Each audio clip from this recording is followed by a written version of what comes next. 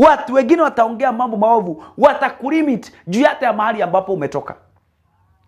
Nadhani alipokuwa naongea, alikuwa anauliza, je, kuna kitu chema kinaweza toka Nazareti?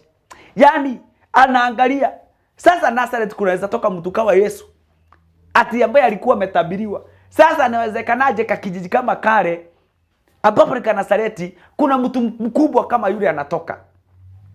Bwana Yesu asifiwe. Filipo akamwambia njoo uone, na akampeleka kwa Yesu.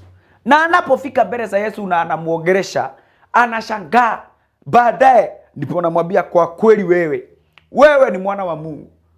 Bwana Yesu asifiwe. Asubuhi ya leo nimekuja kuambia people might limit you, but you need to keep on moving. Watu utakaa hivi wazime waache kuongea mambo yako. Watu wataongea mambo ya nywele yako, mambo ya uso wako, mambo ya shingo yako, mambo ya mdomo wako, ulimi wako, mwili wako jinsi ulivyo. But you need to keep on moving.